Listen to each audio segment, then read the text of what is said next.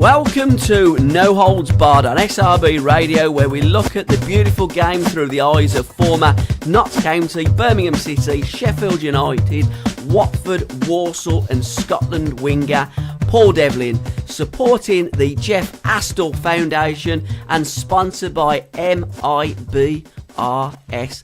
Dev, how are you, mate? I'm all right, mate, thanks. And it's another show, 2 weeks till the last, since the last one, 2 weeks till the next one. These 2 weeks, they fly by, don't they? Yeah, it comes around quick, mate, doesn't it? How's Annie, first and foremost? Yeah, didn't have a great week last week, but she's okay, she's back at school now, so, doing a lot of things behind the scenes to try and raise awareness of her condition and you know, down the line, raise a few quid for her. Can do a charity game, I think, looking at doing something in September, maybe a bit of a tribute night and a golf day. So in the coming weeks and months, we'll be looking for people to help out and sponsor that. I mean, I look back down the years and all the things I did for charities and helps and good causes. I never thought for 1 minute I'd be looking to do something for my own daughter, but that's the way it's panned out. So I'll be doing my best to help her out in the coming future. Well, if you need us, you know that we're always there, and you've got Tom. Because Rossi does some great things for charity, and he's always there. And I mean, he takes a bit of stick. I mean, he took a lot of stick from me, to be fair. But Rossi has probably been the one sports personality, because he is, that's always there when you need him. Yeah, in fairness, Tom Ross and Kev Broadhurst from the former Players Association, I mean, they're absolutely first class, and they've helped immensely. And I had a meeting with Tom on Friday. Going to see him again this Friday, and also going to look to put a game on later on in the year. Yeah. So if us or any of them are listening, get out the pub and get fit. Well, I'll pass on my best to Tom. Birmingham City, you know, it does go from bad to worse. Or do we see one or two little green shoots of recovery? It's 8 defeats now on the spin. When you're in that downward cycle and spiral, it tends to be 9 in a row that you're getting beat. And he needs to be fair, Gary Monk, the new manager, really, really needs to get 3 points from this next home game against Hull City Saturday. Definitely. I've not seen the last couple of games. I wasn't there. Obviously, I wasn't at Cardiff, and I wasn't there for the home game before that. But I believe there was more positive signs. I believe he's been a bit more attacking. I'll look at our next 3 home games. Now, I'm just on about home games, and that's Hull, Ipswich, Burton. Yeah. And in my opinion, we need 9 points from those 3 home games. Yeah. Obviously, the away games will take care of themselves. But Bolton's in the middle of that away as well. Bolton, you know, 9 times out of 10 you'd say, oh, we can go up there and beat Bolton. But the way it is at the moment, I'd probably take a draw away at Bolton and win the 3 home games. Because I think it's probably, no disrespect to those 3 teams I've just mentioned, if you were needing 9 points from 3 games at home, you'd probably want to play those 3 teams. Now, I said that at the start of the week when we had Millwall, Brentford and Barnsley a couple of weeks ago. Not so much Brentford away, but Millwall and Barnsley. And obviously we ended up with no points. But I keep saying it every time I come and see you. Now we're good enough to get out of it, and I think we'll be okay. The games keep rolling on, and the defeats keep coming in. So we've got to start turning that corner and go a bit more offensive at home, which it looks like he's going to do. Put teams on the back foot and try and make St Andrews a difficult place to come and play. Because you're right, you're not being unkind to the other teams, because all of the other teams would be like, great, we got Birmingham. Because I mean, they'd rather be going to St Andrews than going to Villa Park. I think this season everybody will be looking how we've played at home this season and go, we can get something at St Andrews. Now, in years gone by, people wouldn't want to come to St Andrews, but I think we've been an easy touch the last 12, 18 months at home.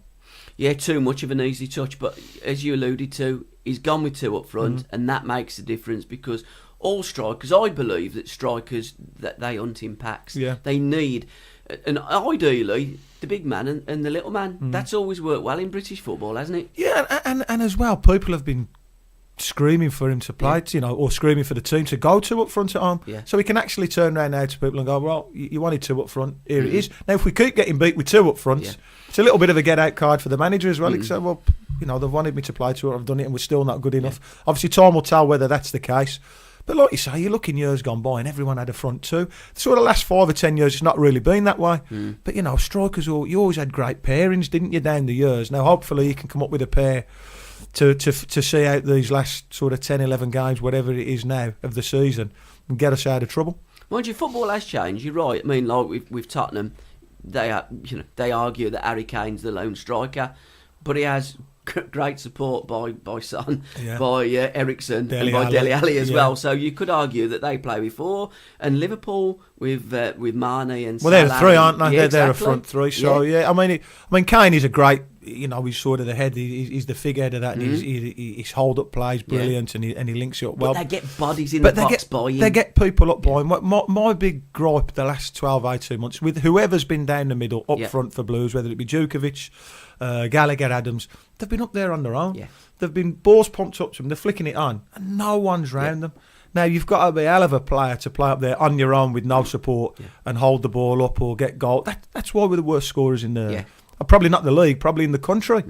Because we don't get people in that box, and we don't get runners going past whoever's up front and people supporting the front player. But again, I can't understand that really, because we've all played football, and we've all played football at different levels. I mean, when I used to play football in the old Castle Vale Boys League, you get the forward up, the ball would come up, and you'd always hear the old man wrap round him, because you'd gamble. Because what you've got to gamble the centre forward's going to win, so you're going to wrap round him and get onto that. Well, on the occasions I played up front for whatever team was it, I played down the middle now and again, and at Blues, if it was with Paul Furlong or Kev Francis or whatever, as soon as you see the ball going up to him, you gamble off him. You don't always get it right. Sometimes you might pick the left side, the right side, and Big Kev, you never knew where it was going. But you gamble. Now, I don't think we've been doing that for whatever reason the last 12, 18 months. And that's why the goals column is the way it is. And again, confidence comes into play as well, Dave. What I am always amazed by is commentators, and I think it can only be the fact that they've probably never played the game. They'll say he's a confidence player. There is not one football player that's ever played the game of football that is not a confidence player. Everybody's a confidence player. Without confidence, you can't do nothing. You can't walk out in the pitch. Yeah, listen, I mean, if you're on a bad run and you're not playing particularly well, 9 times out of 10 you're not in the team anyway. But I always used to be able to tell for the first 5 minutes of a game. I'd know by the first touch I had, the first pass I made, or the first shot. I'd either think, right, I'm on it today, I fancy it today, or it ain't really going to be my day. And I think if you ask a lot of players, I'd say 99% will tell you within the first 5 minutes or the first couple of touches, they'll know what type of day they're going to have. But if you're confident, if I was coming off a run and I'd scored 6 in 12, 13 games, whatever, you think everything's going to go your way, and you just take it for granted that every shot's going to go in or every shot's going to be on target. So confidence is a massive part in the game for players at any level. And looking at other championship games, the big one in the Midlands, the weekend, Villa absolutely steamrolled Wolves, didn't they? I mean, God, if you'd have looked 6 weeks ago, you couldn't possibly see Wolves hiccuping. Now, I know they've still got a good lead, but Fulham are like a steam train at the minute. I did actually say at the start of the season, I thought Brucey would get Villa up. I was saying to my mates just before Christmas when he was having a little sticky period then, wasn't he? And there was people questioning him. I said, "You'll go up automatically." And someone, you balmy, they ain't going to do that. I've said it for a long. I think Brucey will get them up this season. I'm not saying that Wolves won't go up. But it's looking a lot tighter for them now than it was 6 or 7 weeks ago. And you've got a team like Fulham. Nobody will be wanting to play Fulham at the moment. And also, nobody will be wanting to play the team that's managed by your former gaffer, Neil Warnock. Well, yeah, I mean, he's going under the radar a bit, Warnock. It's in their hands, isn't it? They win all the games that they go up. I do think that they'll drop away. I think if you look at his budget and the players that he's brought in compared to the other teams up there, he's working miracles again. But that's what Neil does. They'll have a big say. The only thing I could say about that team that's sort of, this is if the scenario does pan out, that the second and they end up in the playoffs. It's a big disappointment for the team that's been first or second for a long time to be in the playoffs. That's why you look historically, the teams that have come with that late surge. We did it in 2002. That team that comes with the late surge or that bit of form, like Fulham have got that momentum at the moment, always tend to do well. Again, it's that confidence, isn't it? And that winning run and that winning mentality. Derby have really fallen off of late. Well, Derby have done that in the last few seasons, and it looks like they're going to do it again. So it wouldn't surprise me if Derby dropped, didn't go up and dropped out the reckoning for it. And also, for the first time this season, Wolves have had that little bit of a wobble. And now they've had the wobble. It's at the time when the other teams are having that purple patch as well. And it's at the vital end of the season. Now, the good thing is, what you could say as well, they've had the bad run and they've still got a nice cushion. Yeah. So they could come out of the bad run and win the rest of the games. It's still in their hands. You'd still rather be Wolves than anybody else in the Championship. Yeah. But it's just a little bit more interesting now for them than it was 2 months ago, I'd say. I think without a doubt, and they've got to go to Cardiff as well. Yeah, and massive. When Cardiff come down to the Molineux, they bullied Wolves. Because that's what Warnock's teams do, don't they?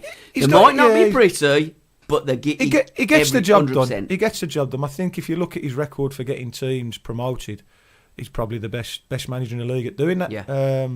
And he'll have them absolutely fired up for that Wolves game down at Cardiff. Wouldn't surprise me if they turned them over. And there's 10 games, I think, in the Championship, isn't there? There's 8 games to go in the Premier League, and it's almost as though it's silly season repeating itself. We've had managerial casualties now at both Walsall, one of your old clubs, and Southampton. Yeah. How ridiculous is it at this stage of the season? Yeah, and then I hear that Mark Hughes is the red hot favourite to get the say so. Based on what though, Dev? Well, based on the fact that he's on the managerial merry-go-round, which Pardew and all them, like, it's just out of one job into another, isn't it? So, he may well go in there and keep them up. I don't know, but it must be. If I look at managers further down the pyramid in the Championship, the first and second division, they must just look at it and scratch their head with the money and the jobs that these managers who really are getting jobs on the back of failures keep getting. So it doesn't surprise me. It disappoints me massively, but it doesn't surprise me. I mean, Mark Hughes is a great player. Oh, fantastic. Quality player. Brilliant player. But in management, he's managed at Man City. It hasn't quite worked. At QPR, hasn't quite worked. At Stoke City, it hasn't quite worked. What makes Southampton think it's going to be a good fit and it's going to work?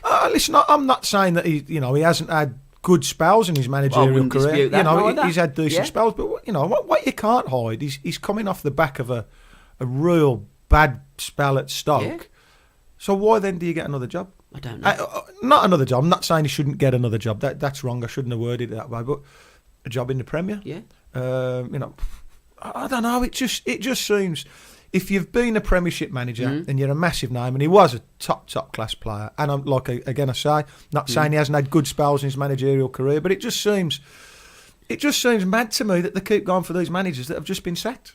It strikes me as well that they go, right, Mark Hughes, he's managed at all these football clubs. He knows Premier League players. They'll all want to come and play for him at Southampton. We'll get some great players and then we'll get out of the mire. Well, it doesn't happen like that, does it? And in reality. They haven't got the time to do that now with 8-10 games to go. It's not as if you can go in there and completely change a squad around. No. It's like, well, he's managed in the Premier League. Yeah, okay, but how do you get experience managing in the Premier League unless somebody gives it you? So you look at the managers outside the Premier League who are doing good jobs. Why aren't they being linked with these jobs? It absolutely amazes me. Again, I'll come back, and I always like Birmingham. It's Birmingham, the club I love, and they're the club that I care about.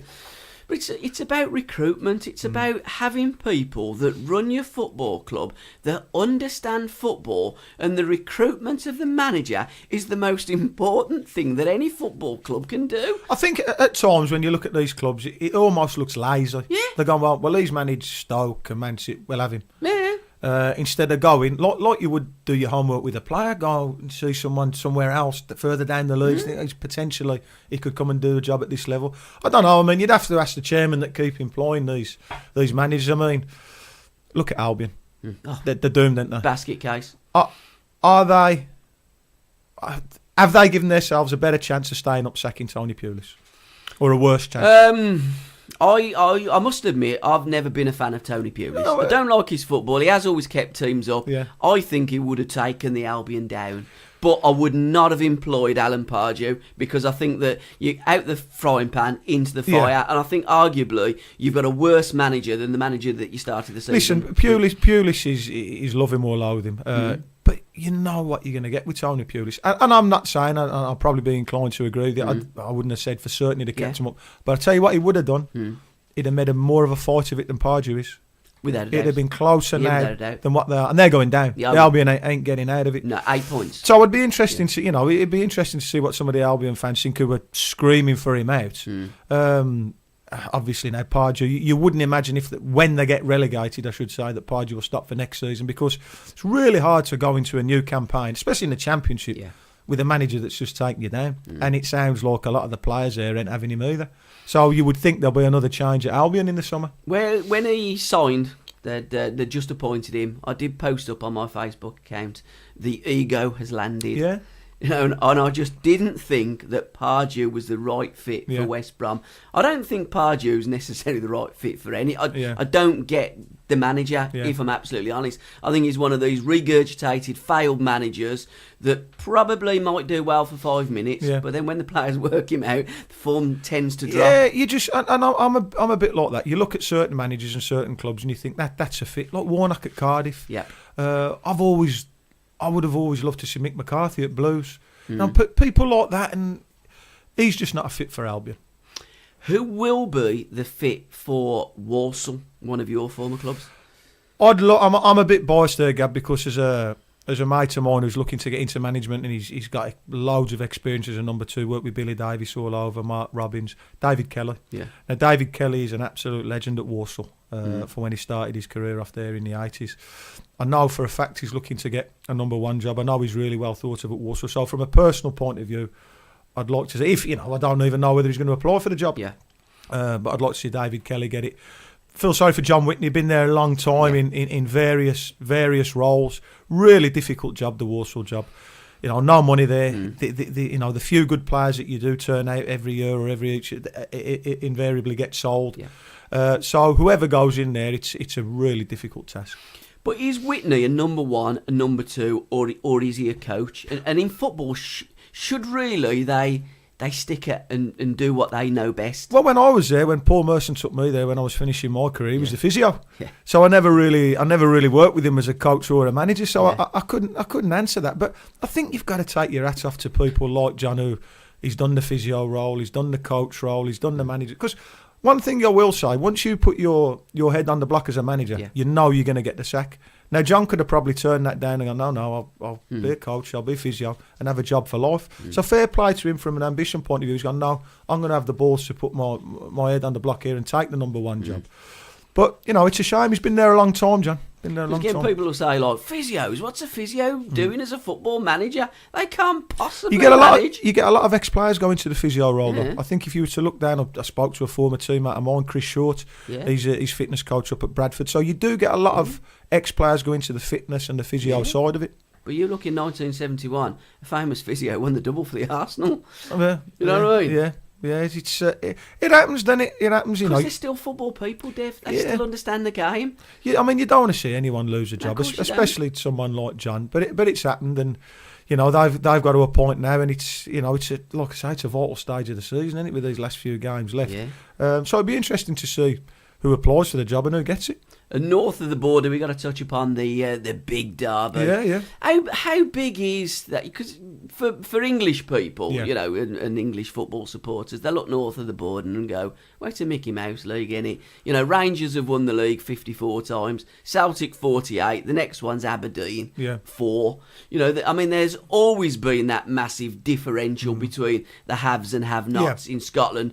But Celtic Football Club, and I've said this before, I think Celtic Football Club are one of the biggest clubs in the world and certainly in Britain. Without a shadow of that. I've been to several Celtic Rangers games. I've been to Celtic Rangers Cup final. Biggest games I've ever been to. Bar none. I didn't play north of the border for Celtic, so I've never played in one. But I think if you speak to people that have played for good clubs in England and played in Scotland, they'll say it's the best atmosphere they've ever played in. It's unbelievable, an unbelievable atmosphere. I've never, ever been involved watching a game. Obviously, I played in Villa Blues games, Sheff Wednesday, Sheffield. So as a player, they're huge. But I've never been to a game with an atmosphere like a Celtic and Rangers game. I think it has to be one of the biggest rivalries as well in world football, doesn't it? Yeah, and everyone knows the politics and the religion side of it that go back, forever. And that all adds spice to the actual game itself.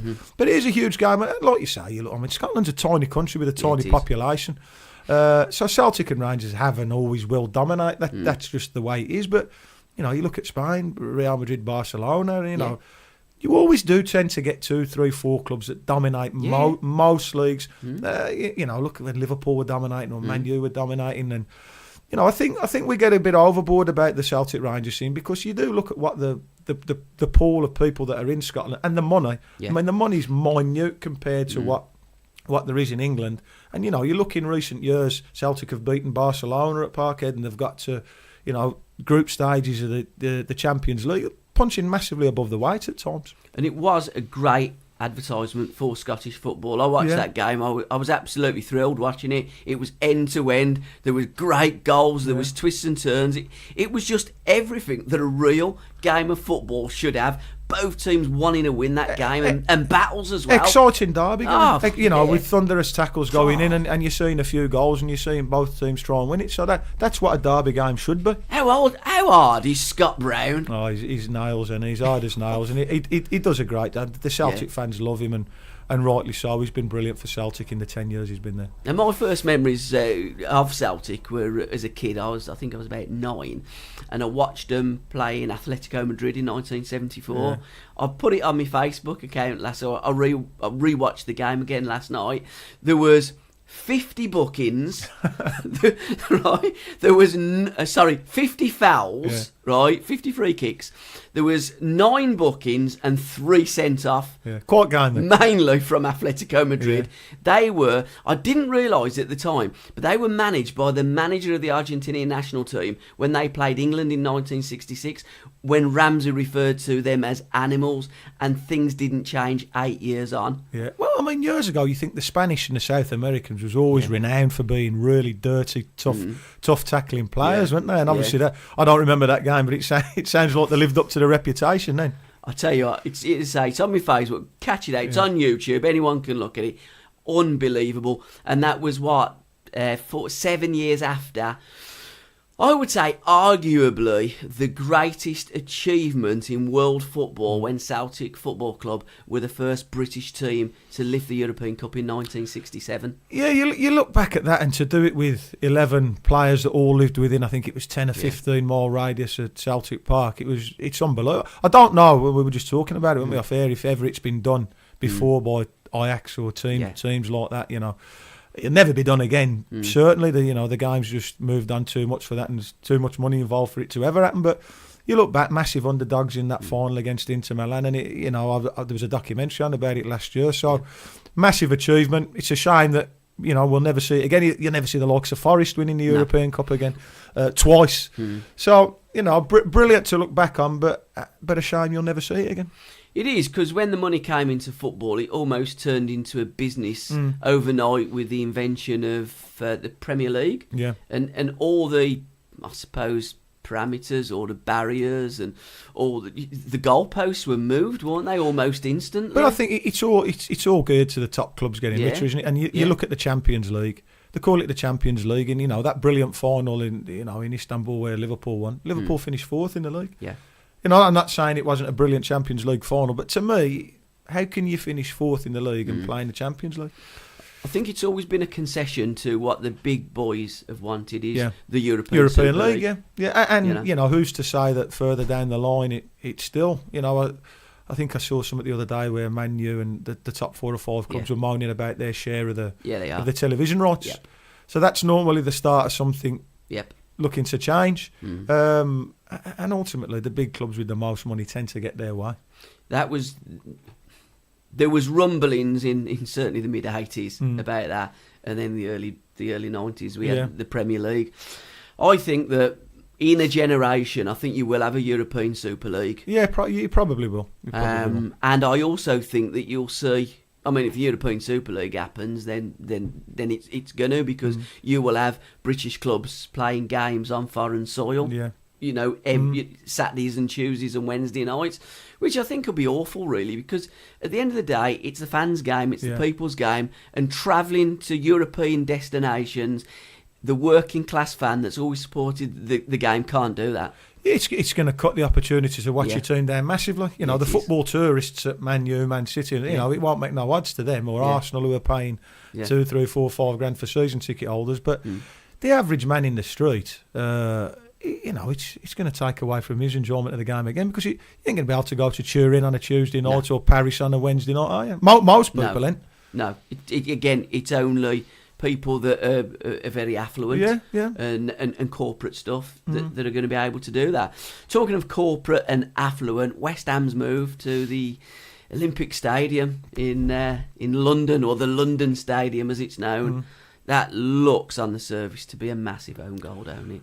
Well, you just look at the scenes from the weekend and you can't imagine, Sullivan and Gold can stay there much longer. But, you never know with them. They're that stubborn, they might dig in. But the scenes there Saturday was something that not to that extent I've seen before. I think if you ask most of the fans, they didn't really want to. I mean, Upton Park was great. Yeah. Typical old ground, tight, great. Love playing there. How many times you played there, Dave? I played there a few times down the years. Remember Alvin Martin nearly breaking my nose there when you elbowing me in the nose. But it was a brilliant play, fantastic support, brilliant support, passionate, proper working class club. But down the years when I've played at grounds that have had athletics there, atmosphere is always crap. Yeah, always crap. So. Or you think, well, you're going to be that far away from the pitch. It's too. You can't generate the atmosphere, and it's not a purpose-built football stadium. No. So to me, I mean, obviously, David Gold and David Sullivan got an unbelievable deal. From the snippets you read, how it's all been structured. They're top businessmen. You can't take that away from them. But the fans really didn't want to go. They've been told that there'd be a top 4 club and that the revenue created and the money that they'd be able to bring in and spend would be X, and it hasn't been. I think it's like a 29 million net spend or something since they've moved in there, which in Premiership terms is derisory. You're never challenging him for the top 4 on that. No. So you can understand why they're really, really angry. They've ended up with a team that could possibly get relegated, with a board and a manager that they don't want. And they've lost their home. Yeah. Do you think, because they were always or certainly angling towards a big stadium down the NEC with Birmingham when they were at Birmingham at the time? Well, I think that's the thing. They wanted a bit of a complex, didn't they, with a hotel and a casino, and it was rumoured that they were looking at sites at the NEC. Yeah. So I think they did want that. They've always wanted that. I don't know, how it would have been structured with the council the way it is with the London Stadium. I mean, because they don't even pay for the stewarding or anything, do they? No, that's been absolutely abysmal. They've got an unbelievable deal down here. So I don't know how they would have tried to work it doing it here, but I don't think any fan really wants to leave their spiritual home. Yeah. I think Everton are building a new ground. Now, Everton really do need to do it. But I mean, the ideal scenario is if you can revamp on the site that you're on. Now, that's not like Anfield. Yeah, that's not always possible. But when you're leaving it to go to a ground that you really don't want to go to, and it's not even a football ground, it's like a double whammy for a supporter, really. It is, yeah. And going back to the stewards, one of them was asleep. Well, it's just unbelievable. Saturday. You see when one or two of them West Ham fans run on the pitch, and like, where is anyone? Then one geezer ambles on. Yeah. It's dire, and somebody's got to be held to account for that. Yeah, and you look at it and you just think, where do you stop that downward spiral at West Ham? How do you stop it? It just seems as though the club and the fans just don't talk. The fans want to talk to the club never wants to engage with fans. The thing about it is, it's all right saying, and we've had it down the Blues the last few years, get rid of the board, get rid of the board, get rid of this, get rid of Sullivan, get rid of Gold. Somebody's got to come in. Yeah. Now, somebody's got to come in, especially if you're looking Championship and Premiership level. You need someone with hundreds of million. Yeah, you do. And there's not a load of them out there looking to take over, especially struggling football clubs. So it's okay. We can all be flippant and say, get them out. But you've got to have someone who's willing to come in. And are those people out there that want to come into a West Ham? Again, there seems to be people queuing up to buy Premier League football clubs from foreign parts. Yeah. I don't know why, because it strikes me you're actually not going to earn much money. You tend to be like bankrolling it and losing money. Well, they're all willing to take the punt, aren't they? With the money. I can't understand why. Because they all think they can get that money that's available in the Premier League, and for most of them it doesn't work out. But they're all prepared to throw a few quid at it, thinking that if we do well and we get to this level or that level, we could get another X amount of money. So, the Premier League's awash with money. That's why people want to be involved in it. But they'll go like, all right, well, me and you, Dev, we'll buy West Ham. We'll get £100 by just being in the Premier League. Yeah. And we're going to get into the Champions League, so we're going to have to spend some dough. We want to buy an half-decent player. Well, a right back at Manchester City went for 50, 60 million. And that's your problem today. You look at it, and 100 million is an unbelievable, phenomenal amount of money. But it'll buy you a full-back and a left-back. Yeah. Well, if you look at right-back these days, and probably not one that's going to challenge for Champions League places, and that's the thing. You look at the top clubs now, your Man U's, your Man Cities, and they've just gone to that much of a level now, where it's nigh on impossible for the likes of West Ham and other teams to compete with them. But a £29 million net spend, if that's what it is, isn't going to get them anywhere near the top half of the league. So I can see why the West Ham fans are fuming. Another geezer that's fuming was Jose Mourinho with that comment by Frank de Boer.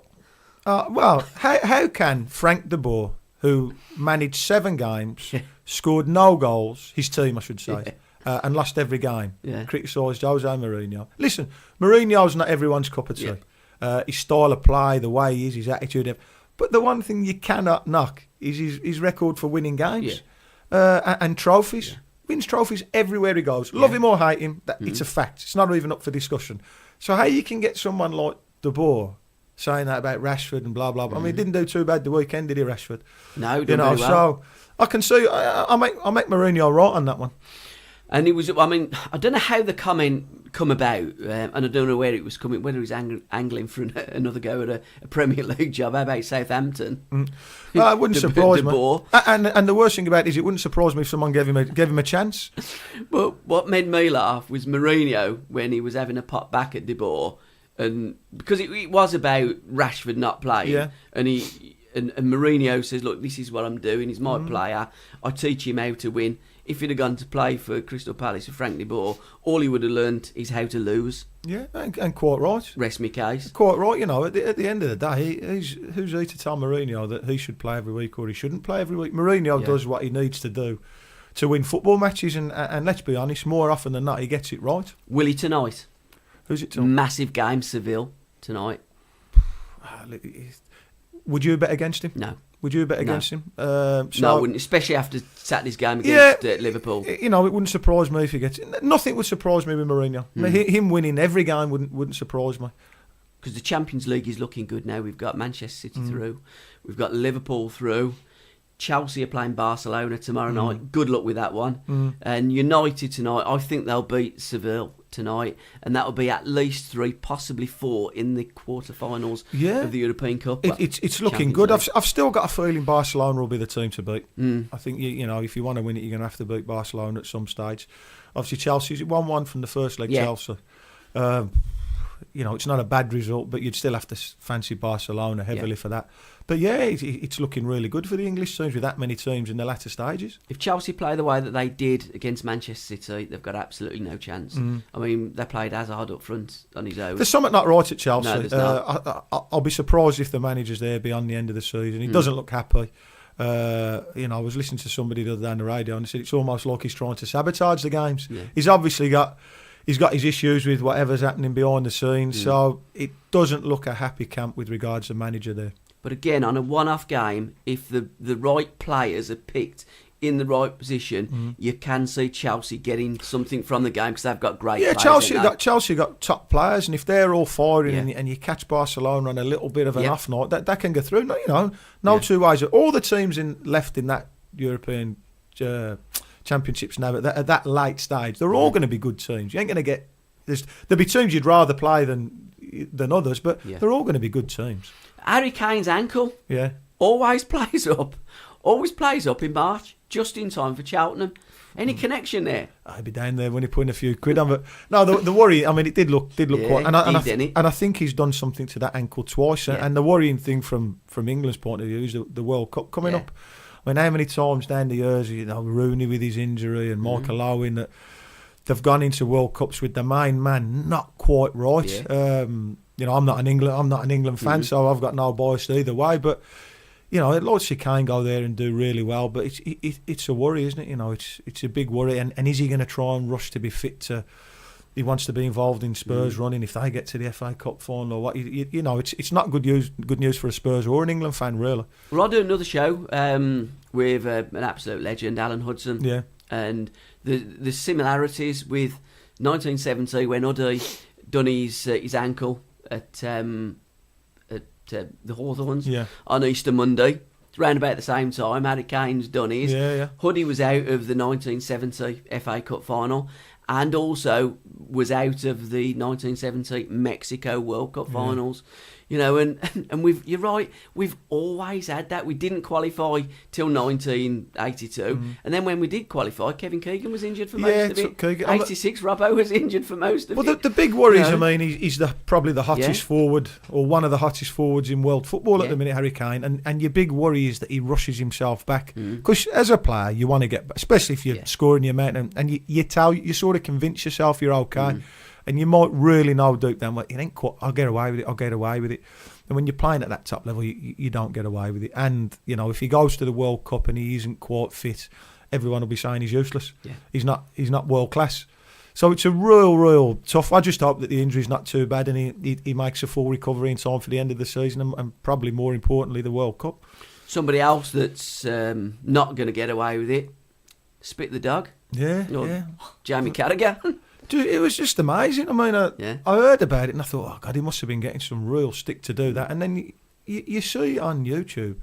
All right, he's a bit of bad, but the bloke ain't swore at him. He's not. No. I mean, listen, I think the bloke's a bit of a no. I wouldn't do that with my kids in the car. You know, I just wouldn't do it. But if you're I've had it a million times down the years when you get stick. And I'll be honest with you, 99% of the time, wherever I've been, it's all been good. Very rare does it get nasty. I can only ever remember once in the time somebody throwing a glass at me in a pub in Erdington. Yeah. And ironically, it was a Blues fan because I'd gone to one of your bad games. No, I'd gone to Sheffield United and I scored an equaliser for Sheffield United away at Tranmere, 3-3 last minute that kept Blues out the playoffs, and Sheffield got into the playoffs, which we lost home and away to Sunderland.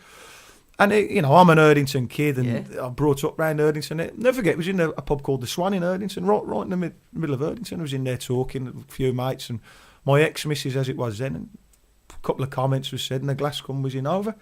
That was the only time it ever got nasty. Yeah.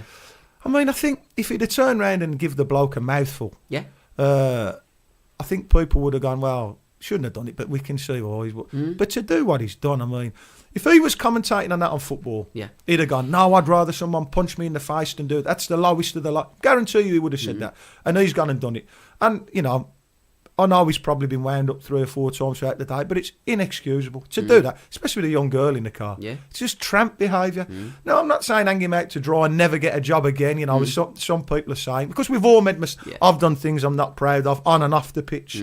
But there's got to be consequences for it. There has got to be consequences, and to do that is the lowest of the low. What do you think the consequences should be? What do you think Sky will do? Lose his job. Yeah. Lose his job. When you're that high profile and you're in the public eye as much as he is, I don't, I listen to Vinnie Jones on the radio and they said the same down the road. What do they do? What are they, if they say, no, okay, well, just keep him off here for a couple of weeks, then go back. What message does that send? Now, I'm not saying he should never get another job and he should never be involved, because that's wrong, because we've all made mistakes. Look at Joey Barton. How many chances has he had? And, different people, everyone. We can all name, and ourselves probably included, dropped a bollock there. But you have to suffer the consequences for it. But, he'll move forward, and he's...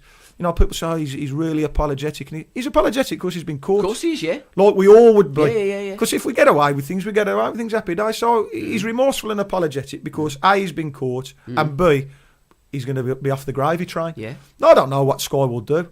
I just think it's a disgusting thing to do. Same but, what he should have said to the bloke in the car, right, okay, go and drop your daughter off and come back and see me. Yeah. And the geezer would have probably shit himself anyway. But to do that, I think if he'd have done anything else bar what he'd done, people might have had a little bit of leeway for him. I totally agree. I mean, I've seen the video and I've watched it now a number of times.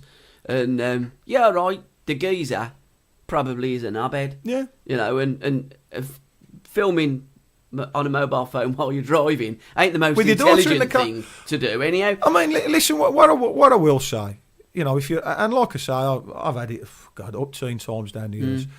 Sometimes you might be in a bad mood. You might have had a row with your missus. You might have played shit. And you know, just because you're in the public eye and you're a footballer, doesn't give people the right to abuse you. No, of course it doesn't. But you got to expect some of that, and especially when it's banter. Like I say, me being an Erdington kid, brought up with all round Villa fans, drank in Erdington all my life, even when I was playing for the Blues. So you can imagine the amount of stick that you get. But you have to accept that. Yeah. And as long as it doesn't overstep the mark, like I can only remember that one occasion where it overstepped the mark. You know, you might end up offending them. You get into a bit of banter. You know, I can have a sharp tongue. So and then you spin it round. Oh, he said this to me. So it's one of them. It happens. You know, I'm not condoning it, but you got to accept when you're in the public eye, and especially when you're playing football, you're gonna get stick. You're gonna get a bit of banter like that. You can't do what he done. No, as I say, I've looked and I've just thought, just absolutely disgusting. And it was the way that Carragher done it as well. You know, it was just the mist and the anger in his face. But he's got previous, and he's got previous for road rage, you know. Yeah, he has. So obviously he's got a problem with that sort of anger side of it. But, but like I say, you know, pull in front of the bloke, get out your car, grab him round, you know, to do that. I just think people, you know, it's just the lowest of the low. It's like, you're a piece of shit, I'm going to flub on you. Yeah, I think you know, it's just, and when there's a girl, and people are saying, well, the girl had the seat reclined, he didn't. I don't know whether that's true or whether it's Again, not. I don't care. But it was what he done. What he done was 100% disgusting. Yeah, I mean, like I say, I don't, you know, the bloke's not right in filming and driving while his daughter's in the car and giving. But to me, if somebody spat at my daughter, there'd have been serious or spat on my daughter, there'd have been serious consequences. But no, I mean, I don't know what Scholl do. I know they've suspended him, but I don't see how he can. I don't see how he can keep his job with the message that'll send out to people. No, I don't know that. So it'd be interesting to see how it pans out, because somebody said on Twitter the other day, well, Kirsty Gallagher kept her job and she's been done for drink driving. So I don't know. Yeah, again, but it's totally different, and she's not slapped anyone. She's not spat at anybody. Yeah. You know, she's had a drink. I mean, whether. You know, it's a common thing that she likes a drink, and I think it was when she took her kids to school, wasn't it? Yeah, and you don't know what's going on in her personal life, and I'm not making excuses for her because I don't know what went on. But she didn't spit, she didn't aggress anybody. But then people will turn around and say, "Well, what if she'd have knocked a young kid over?" Well, I think that's totally different then, isn't it? People can turn... And listen, Gab, like I say, we've all made mistakes. Exactly. I'm not saying Jamie Carragher should be hung out to dry and never work again. Because like I say, I've done things that I've regretted, and I've been pulled over the coals for it by various managers, and I've done things in my personal life that... But you have but you have to suffer the consequences. You can't just get away with it. No. Because that does send out the message, well, because he's an ex-Premiership player working for Sky, he's above that. We don't have to make him suffer any consequences. And again, it's about the next generation looking up and learning thinking, blimey, if he can do that, I can do that. If he can do that and keep his job, why can't I do it? Exactly. And talking about the next generation, the new generation, Birmingham City, 4th of April, the youth team, semi-final of the Youth Cup against Chelsea. Brilliant, fantastic. I mean, I don't know much about the team, or obviously Chelsea's youth team. Yeah. I would imagine Chelsea's youth team will be littered with kids from all over the world. Yeah. So fantastic to get to that stage. Love to see them beat Chelsea. It'd be a big ask, I would imagine, but yeah, you know, if they've got young kids down there that are getting to that stage of the competition, they must be good. So that's promising from a Blues point of view. I think it must be all down to the coaching. They've got good coaching. You know. I don't know who's doing the coaching. Are you going to tell me who's doing it? No, one of my old players, Carl Hooper. Oh, right, Carl. Yeah, Carl. I'll give him his... Did you know Coops? I know Carl. He's a good lad, isn't he? Good lad. He had my lad for a year when he was in the academy. So, yeah, Carl's a good kid. Carl, I like Carl, so love to see him get to be a fantastic achievement if they could get past Chelsea. And £1 for adults and kids and everybody in the ground at St Andrews on the 4th. And so it should be. Great gesture. It's brilliant. You know, that kids for £1 or even adults for £1. Yeah. Those kids playing in that match will get a buzz if there's a few thousand people there, or a couple of thousand. Yeah. You can't beat playing in front of a crowd. There's nothing worse. And I remember when they used to have the old reserve league, and you go to big grounds and be nobody there. So create a bit of an atmosphere in the ground. You know, you might get a kid who's gone down there for the first time watching. It'll give him ideas. I want to be in that youth team in 4 to 5 years, or I want to be coming down here watching the Blues. brilliant, great idea and brilliant gesture. And we've got some wonderful leagues and football clubs in Birmingham. Mainly the Central Warwick's Youth Football League that I was a manager in a few years ago. What I'll be doing is communicating with all the football clubs. It's a big game. It's semi-final of the youth club. I'll be giving free tickets out to all them clubs. Get as many people into that, because they won't be looking at it as a money maker anyway. Get as many people, all the Sunday league clubs, all the kids clubs, offer them free tickets. Get as many people down there backing the lads as you can. And you never know, with a massive crowd there, all supporting the Birmingham Blues, could even get to the final. They've got to this stage of it, so they're a good team. And like I say, Chelsea, you would think will be really good. So get down there, support them, get a few people in the ground. Motson's last stand. Yeah. Motty's last stand. Legend, legend. I wonder if he's going to retire the sheepskin coat. But yeah, I think it was his radio. He did the radio, didn't he, for his last game of the weekend? Unbelievable when you look at his career and what he's done, and the amount of time that he's been around. Like Martin Tyler's another one. Yeah, absolutely unbelievable career. And the players that they've watched grace the pitches throughout, not just England, but he's done. I mean, blimey, he's probably done about 10 World Cups as well. It'd be interesting when you. If ever you got to speak to someone like John Motson and Martin, who have gone over multiple eras of football, to ask them in their own personal opinion, once they've got they're not affiliated with Sky or with the BBC, once they can answer what was their favourite era of football that they want. It would fascinate me to find out what period of football John Motson enjoyed watching and commentating on the most. I would say... Go on. Dev, I'm going to make you feel really old now. Go on then. Bart says he can remember you coming out with his sister as a mascot onto the pitch. She's 31 now. Yeah, and can you remember the game? Oh, no. Can you? No. But Bart Tay, his name is. No. Yeah, well, that make me. I'm old. I'm getting older now. 50's the next. 46 next, and then 50's the next bigger. It starts going downhill from. It's all right, Dev, till 45, and then I got from 45, and then things start going a little bit wrong. The good thing is I can't lose my hair, can I? So that's one good point. But going back, I would say the best from me, if you're asking me that question, it would be the 1970s, and I think it's always the era that you grow up when you're about 12. 10 and 12. Your first impressions. Yeah, exactly, yeah. Well, it's a big thrill for me on Saturdays in my role as Birmingham ambassador. I've got Bob Hatton with me. Legend. And you speak to most Blues fans, and I think the era of him, Trevor, and that, sort of early 70s, would you say? Yeah, 1972. That was probably the golden era for Blues, with probably our best team and our best players. So it'd be brilliant to see. I haven't seen him for a number of years, and take him round and have a chat and a bit of reminisce about those times when he was playing in that fantastic front line of Latchford, Hatton and Francis. We'll wish him all the best from us. And the one goal that I always remember, Bob, in 1974, there was over 47,000 watching Birmingham stay up. I was a 9-year-old kid, and we were playing Norwich. We went a goal down after, I think it was about 4 or 5 minutes. Norwich free kick from memory, and I think it was Forbes or Stringer that edited in. And you could hear a pin drop. Yeah. It was eerie as a 9-year-old kid. I'm like, blimey, absolute silence at St Andrews. And then Bob scored. I think Bob scored round about stroke of half time, made it 1-1. And then Kenny Burns scored the winner. I think it was in the second half. Burnsy down. Got no idea. It was down the railway end that Burnsy scored. It was a long time ago. 1974 it was. 1974, definitely 74, because we stayed up and Manchester United got relegated. What the hell? Yeah. Well, I remember seeing Bob Latchford came down and he did a talk a couple of years ago when he was bringing his book out. Yeah. And really, if you look at that front three, Bob probably got the least amount of sort of plaudits and accolades. But he said if it wasn't for Bob, he said me and Trevor wouldn't have done what we done, wouldn't achieve. I think Bob did the things that maybe Trevor and Latchford didn't want to do. So I know he's very, very well thought of with Trevor and Latchford. But again, like as you said, Bob was the main goal scorer. Trevor was God. Yeah. And like Bob Hatton was the glue that held Francis and Latchford together. Because he was, and he worked his arse off as well. Bob Hatton, I think Bob was probably slightly older than both of them as well.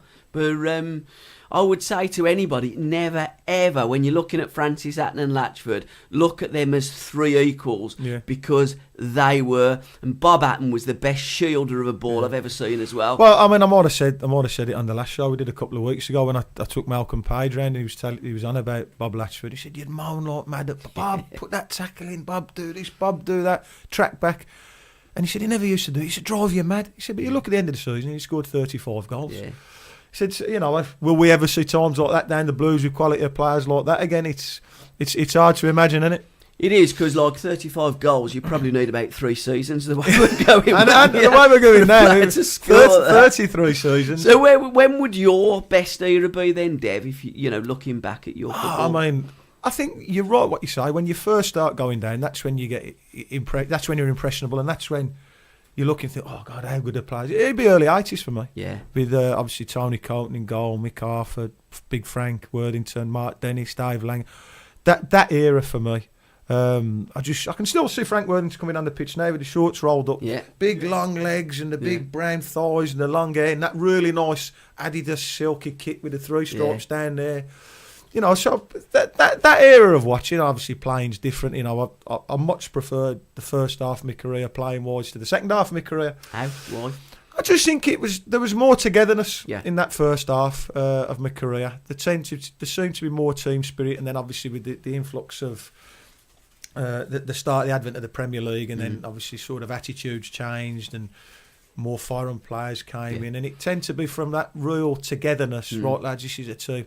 That tended to get less and less and less as time went on. I mean, I always remember when I first started off at Notts County, and it was the old First Division as it was then. You know, we got relegated, but it was Notts County at the top level. So you'd play a game and you'd go to the players' bar and you'd have everyone in there. All the players would be in there, families walking. You'd have that royalty. Same when my first spell at Blues. But then I remember when I was coming towards the end, finishing, and I was at Watford or wherever. You go in the players, well, what we want, Dicey might be in there, or Malcolm McCoy, and it'd be 2 or 3 in there.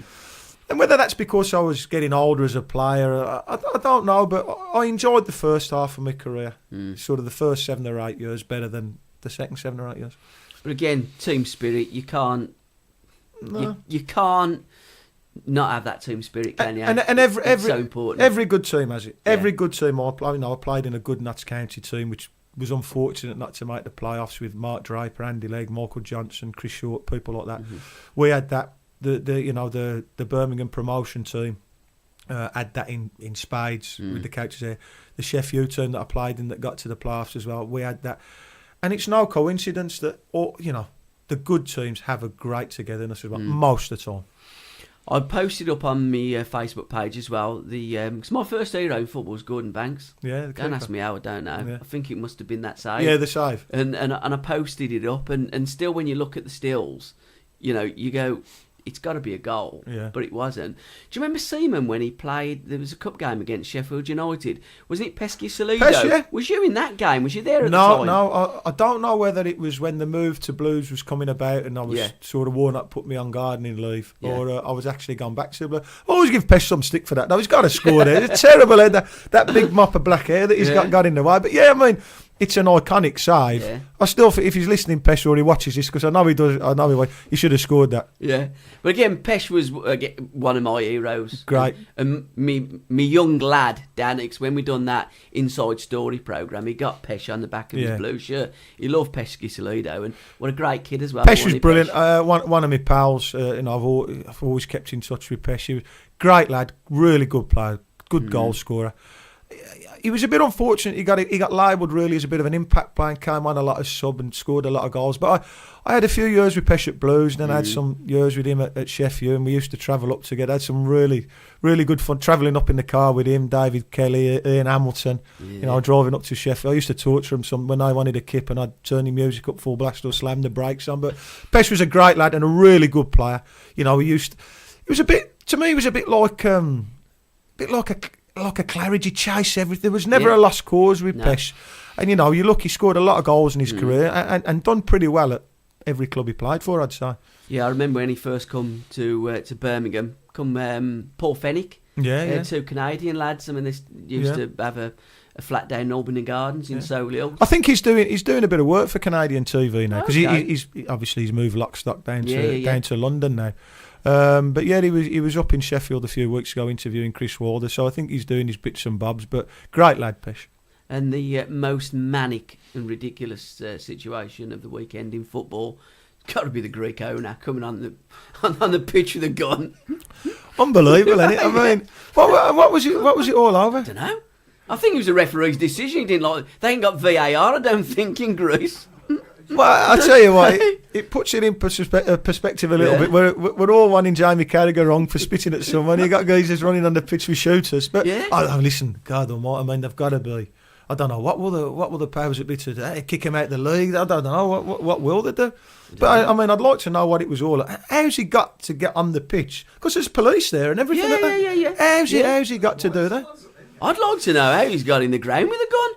I went down the Blues against Middlesbrough. Yeah. Can't take a flash in, can you? Actually, it's funny really because one of my oldest lad Dan is like stepdaughter.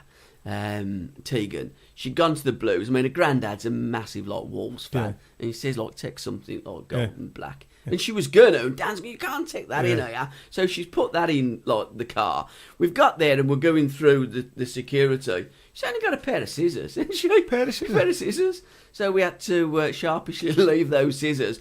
But like in truth, in a British game, you can't get away with taking much or anything in. So how the hell that geezer got a gun? I mean, I'm guessing it was his ground. Yeah. So possibly it was in the boardroom. Yeah, whether it was already... But it's a remarkable thing to see. I don't think it's ever happened in the past before, has it? So, but they do mad things like that on the continent, don't they? It's not the first. It won't be the last mad I remember Tighty going out to play in Cyprus the last couple of years of his career. I forget what team it was now. Because I went out to see him. I had a holiday out there and we met up and had a couple of beers. He just said it was so corrupt. Right, the lads were losing today. Or lads were winning today. All bent. You don't know what goes on, do you, in these places, and that it's a joke, really, isn't it? It is, because I mean, again, the fans going in thinking team's going to win today, and the players already know they've got beats. Yeah, it's amazing, and then when you see someone from the board of directors or whatever, with a shooter, you think what's going on? But I mean, will it be FIFA, UEFA, or whoever who has to deal with that? It'd be really interesting to see what they do. Well, I'm guessing if they were English, we'd have been chucked out of the competition. But because they're not, they probably will get away with it. Do you remember in Barcelona, El Clasico, and someone brought the pig's head and chucked it at Figo when he went to the corner? Yeah. It's like, again, foreign football just seems to be a lot more bizarre than the British Well, it's almost game. like, that's what they do. We'll let them get on with it, sort of thing. I mean, and to be fair, a few referees have been shot in Brazil as well, Yeah. Oh, you see some of those pictures, don't you? They're chasing the ref and they're bashing the referee and that. Who'd want to be a referee in the second or third division in Brazil or Argentina? It'd be a thankless job, but it's just, you think you've seen it all, don't you? You think nothing else will shock you, and then something like that happens in Greece. And footballing betting, do you ever have a bet, Dev? Do you have a bet on the weekend? I've never been a gambler, really. I might have had the odd, first goal scorer bet now and again down the years, or the old man had put a few quid on me to score the first. But I've never, thank God, it was one thing that I never got into, gambling. I played with some heavy gamblers, but was never really a gambler. Do you think it's a bad thing, though? Because, I mean, Joey Barton now, we were talking about Joey earlier in the show, he's banned, isn't he, from playing football because of the betting? But again, I've got no sympathy for Joey. He's not my cup of tea, Joey Barton, because he's an authority on everything. But he knows the rules. He knows he can't do that. So if you go and do it and you get caught, you can't say, well, why suspending me for 18 months? No, again, and to be fair, when I heard him, he's said that. Kieran Dyer's apparently brought out a book and he was saying about the last 30 grand. Yeah. But I can't remember who I was listening to. You've got to put it in proportion. England players on an England bus losing 30 grand might be the same as me and you losing 10, 20 quid. Yeah. So if you're on 100 grand a week, 150 grand a week, and you've lost 30 grand, it's a kick in the nuts. You don't want to get, but he ain't thinking, God, I can't pay the mortgage. Yeah. So it's only a problem when it's a problem. But as a player, as a former player now, you can. But as a player, do you think there's something fundamentally wrong with, say, backing yourself to score, or going to the fixed odds and putting a quid and rolling a quid up on it? Because, if our old man ever put some money on for me, I didn't rely on it coming in. I didn't think, God, I've got to score It was just a little bit of interest. Yeah. Just a little bit. And I think what it is with footballers betting, and it seemed like this with Joey Barton, they're putting all these 10, 20, 30. I think it's boredom. Yeah. They're sat in the house. I'll tell you what I'll do. Because if you're on Joey, if you're led to believe what he was on at QPR, 90 grand a week or whatever, 50, 90 grand a week, whatever. He ain't relying on them bets coming in, is he? No. So I think it's a boredom thing. But what I will say, you're told the rules from minute one. You cannot do this. You cannot do that. You want to do it, and you get caught. You can't then go, they've banned me for 18 months. That's out of order. So, but one of the things I never done. One of the voices that I never actually had gambling. But Steve Claridge was a big gambler. Oh, tell me about it. Different people like that, and. Don't get me wrong. Some people it does affect them. If you're gambling everything, and you got no money to pay the bills, it's bound to affect you. I mean, when we won that league with up at Huddersfield, do you remember? My taxi had blown up. Villa had played Liverpool, and some geezers got in the gardens and Villa Park, because a lot of Villa fans wouldn't get in my cab because it was all Birmingham City. So he's gone, and he's gone, you mind if I have a fag? I says, no, just pull the windows down. He said, it's a bit of a funny fag. I says, don't worry about it, mate, you're all right. So I was getting, and anyhow, we've gone up Hill Street, so I've gone, fuck me, mate, what have you got in that fag? I've got round Paradise Circus, my taxi's on fire. Seriously? So there's me, a Villa fan and a Liverpool fan, getting the span off, getting the battery off, and I was outside the Hall of Memory. I couldn't get nothing, so I didn't know how Birmingham had got on. We won 2-0. But then on the Sunday, or the following week, would be the following week or so, they'd been away, because you finish your season, pretty much you're out, ain't you? And Claridge had come back from Barbados. He'd phoned me up at my mum and dad's house, and he's gone, have you got the number for that fucking booker in Bedford? Yeah. He'd only come back to Bedford. The bookies all boarded up. I think pretty much half the squad had a right fair bob on Birmingham getting promoted, and I think they'd done 2 bookies. I think both the bookies went bankrupt. Well, he was renowned for it, Steve. But I mean, one thing you will say about Steve, because he done well most places that he played. It never, good lad. Never seemed. He came to Warsaw for a spell when we were both at a combined age of about 78, me and him playing up front. But it never seemed to affect him. But obviously, everyone's a different personality, ain't they? Yeah. What I will say, if somebody give you 100 quid and say, go and have a night out with that, you're having a good night out. But it's a blink of an eye if you're a gambler, isn't it? And you're getting no enjoyment out of it. You're not even getting a hangover out of it. No. Have we got any more questions or anything from the floor? Because we're just about out of time now, mate, aren't we? It does help when you got a microphone. You put some volume on it. A lot saying that the best era was the 70s. You're going to have a lot that can't remember the 70s, aren't you? Most modern day fans. Bart says he can remember the Anglo-Italian Cup. Our last European outing was epic, going back to that crazy era. And he also wants a Celtic versus Blues friendly. Can we make it happen? Yeah, I'm sure we will. They've had that, but they've had trouble at them, haven't they? Twice. I've been to both of them. That's a problem, isn't it? What was it? The last one, was it 2005? Around about then. Wasn't it 96? No, I think we've had one after that. We played them. We played them in 1975 because it was our centenary. I was there on the Tuesday night. It was 14,600. It was. What, in 1975? 14,600 at home, St Andrews on the night. Yeah, there were 11,000 Celtic fans. In 75? Yeah, that was attendance? That's all the attendance was. Honestly. And they all camped in Smallheath Park for the night. Now, you couldn't get in a boozer on the country road. Well, Villa played Villa played Rangers the year before in 1974, didn't they? Because again, that was their centenary year. Because again, that's how Villa have got their lion. That's like McGregor when he brought it down from Rangers. That's the only time I was ever scared to go into my own ground. Yeah. Are you not? Some of the performances this season, have you not been scared to go and watch a game? I think there's a few players scared to go to the home ground, isn't there? Yeah. Right, anything else, mate, before we finally say ta-ra? No, we can wrap it up now. Dave, hang on, just before we'll just go back to Blues.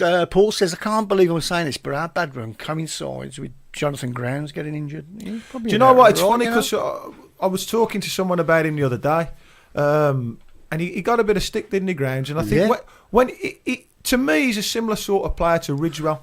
When he played at centre half, he's got a rick in him. Yeah. Put him at fullback, get away with a little bit more at fullback, and to be fair, he's done really well since he's moved to left back. So he's turned it round because me personally as well, and a lot of people were on his case. But I think that move out just a little bit sort of away from the centre has helped him, because I think what's happened as well, of course we've moved Colin over to cover. Yeah. It's almost like you're losing. No, I think Colin's a real good player. Yeah, he's a good player. Good right back. So you're like weakening your right back position. And he ain't really a left back, so you're weaker in two places. So I'd agree with that, definitely. Yeah. But do you not think though what he should do, Dev, is keep your strong right back, so you got a good right back, good centre half, and put somebody else in there. Well, that's what I couldn't understand. I couldn't understand Cottrell's decision to do that at Villa Park. Jenkinson to me at Villa was just one of them days for him. He couldn't do anything right. But I'd have still kept Colin there. So you got your solid, good, dependable, right, and then accommodate someone else at left back, so you're only weaker in one area rather than the other. But that was one of Cottrell's many strange sort of formation and selection decisions. Or again, alternatively, I mean, he has got three centre halves. I know Robert's been not ripping up any trees, but he could play through at the back and push the full backs on and have them as wing backs, where your first. It's not so important about your defending then, is it, when your left central defenders coming over? Well, I think as well, away at Villa Park, you're going to be on the back foot a lot. You do. And you'd rather have a solid base, and you're not really bothered about your left or right back bombing on, getting crosses in. So, good point about Grounds, and just a coincidence, I was talking about him yesterday. Yeah. Any more, mate? Here we go. That's your lot. Right, Dev, thanks for coming again, mate. It's been... great hour. Yeah, we will reconvene again in 2 weeks' time. Okay, so thanks for watching, listening. Good night, God bless, good afternoon, good morning, and everything. And we'll see you in 2 weeks. See you later. Ta-ra.